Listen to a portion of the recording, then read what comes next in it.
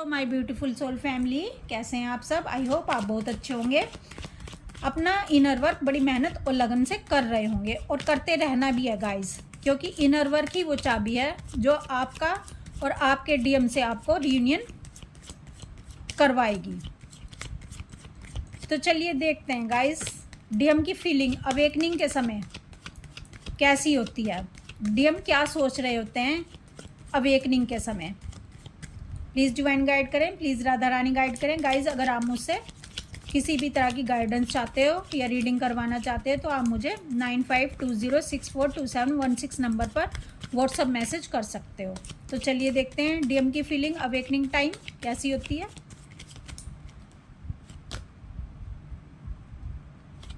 Four of swords, five of cups, oh my God, nine of swords, the hierophant, the Empress, Seven of Swords, Two of Swords। Guys देखो, जब DM और DF का separation हो जाता है तब DF अपने ऊपर इनर वर्क करना स्टार्ट कर देती है। जब डीएफ इनर यूनियन में आ जाती है, यानी डीएम और डीएफ एनर्जी को बैलेंस कर लेती है, उस समय डीएम की लाइफ में चेंजेस आने शुरू हो जाते हैं। डीएम की अवेकनिंग स्टार्ट हो जाती है और डीएम की लाइफ में ट्रांसफॉर्मेशन शुरू हो जाता है। अब इस ट्रांसफॉर्मेशन से डीएम की लाइफ में क्या क्या चेंजेस आते हैं। देखो, सबसे पहले तो जो डीएम है, जो ये अभी स्टक थे, ये फैसला नहीं कर पा रहे थे कि मुझे थर्ड पार्टी की तरफ जाना है या डीएफ की तरफ जाना है। अब इनको क्लैरिटी आनी शुरू हो जाती है, इनको समझ आने लग जाता है कि इनकी डीएफ की इनकी लाइफ में क्या वैल्यू है, डीएफ क्या वैल्यू रखती है। डीएम के स्वभाव में धीरे धीरे बदलाव आने शुरू हो जाते हैं, क्योंकि इनका हार्ट चक्रा ओपन हो रहा होता है। जो डीएम अपने डीएफ को कंट्रोल करते थे, अपनी ही बात मनवाते थे कि भाई जो मैं कह रहा हूँ वही सही है, वो डीएम अब धीरे धीरे बदलना शुरू हो जाते हैं। वो अब डीएफ की बातों को ध्यान से सुनते हैं कि मेरी डीएफ क्या कह रही है। इनकी बॉडी लैंग्वेज भी चेंज हो जाती है, इनका स्वभाव थोड़ा थोड़ा बदलना शुरू हो जाता है। ये नरम स्वभाव के हो जाते हैं, क्योंकि ये उस समय इनको स्पिरिचुअल एक्सपीरियंस हो रहे होते हैं। इनको सिंक्रोनिसिटी हो रही होती है, इनको डीएफ के सपने आ रहे होते हैं। और डीएम जो बहुत ही ईगोस्टिक थे, अब धीरे धीरे इनकी ईगो रिलीज हो रही होती है। डीएम को बीच बीच में ट्रिगर मिल रहे होते हैं थर्ड पार्टी और कार्मिक से, और ये dark night of the soul से भी गुजर रहे होते हैं। और ये dark night of the soul जो होती है इनके लिए पूरी तरह इनको बदलने की क्षमता रखती है। Dark night of the soul से गुजरते हुए डीएम को अपनी गलतियां महसूस हो रही होती हैं। जो डीएम अब तक अपने डीएफ पर ट्रस्ट नहीं करते थे, ट्रस्ट किस पर करते थे, थर्ड पार्टी और कार्मिक्स पर, अब डीएम को अपने डीएफ पर ट्रस्ट होना शुरू हो जाता है। डीएम को बहुत ज़्यादा क्रेविंग हो रही होती है, किसकी, अपने डीएफ की। अपने डीएफ की क्रेविंग हो रही होती है और डीएम को ये समझ आ रहा होता है कि इन्होंने डीएफ के साथ क्या क्या गलतियां की हैं। धीरे धीरे डीएम को ट्रू लव फील होना शुरू हो जाता है। डीएम को लगातार अपनी डीएफ की याद आ रही होती है और ये पर्जिंग कर रहे होते हैं अपनी डीएफ को लेकर, और ये लेकिन दिखा किसी को नहीं रहे होते, ये अकेले रहना शुरू कर देते हैं। जब ये अकेले में जाते हैं तो अपनी डीएफ को याद करके ये आंसू भी बहाते हैं। डीएफ की अब इनको बहुत ज़्यादा कदर महसूस हो रही होती है। डीएफ क्योंकि हाई एनर्जी में आ चुकी होती है, डिवाइन से हीलिंग लेकर डीएफ हीलिंग कर चुकी होती है। डीएफ डिवाइन से फुली कनेक्टेड होती है, और जब डीएफ फुली कनेक्टेड होती है तो डीएम को टेलीपैथी के थ्रू ये पता चल रहा होता है कि मेरी डीएफ कितनी स्ट्रॉन्ग और पावरफुल हो चुकी है और कितनी सक्सेस होती जा रही है। क्योंकि डीएम को ये समझ आ रहा होता है कि भाई जो डीएफ पल भर भी नहीं रहती थी मेरे बिना पल भर भी नहीं जीना चाहती थी, आज उस डीएफ को क्या हो गया है।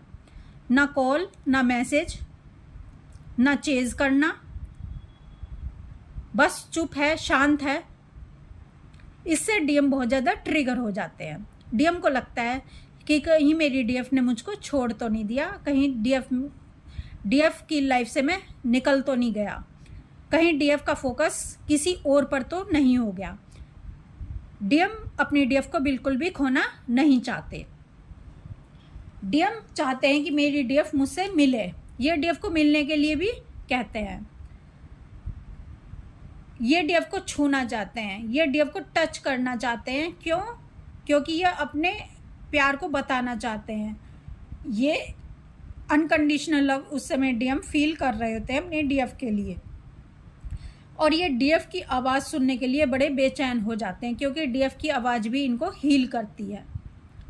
इनको कहीं से भी डीएफ की एनर्जी चाहिए होती है, क्योंकि डीएफ सांस भी नहीं ले पाते अपनी डीएफ की एनर्जी के बिना।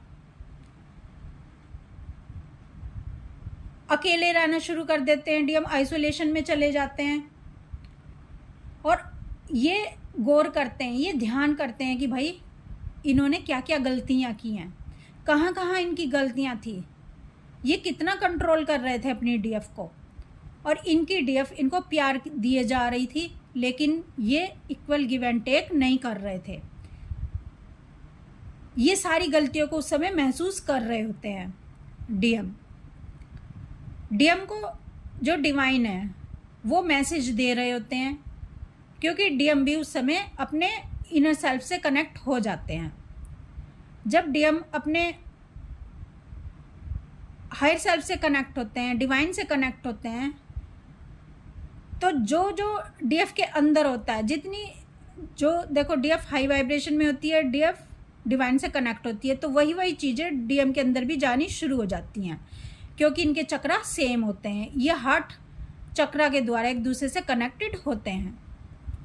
अब जो चीज़ हाफ सोल में होगी वो हाफ सोल में ऑटोमेटिक चली जाती है, चाहे डीएम चाहे या ना चाहे। चाहे डीएम चाहे कि मुझे स्पिरिचुअल जर्नी पर नहीं चलना, फिर भी इनको चलना ही पड़ता है, फिर भी इनको अपनी डीएफ के पीछे पीछे आना ही पड़ता है।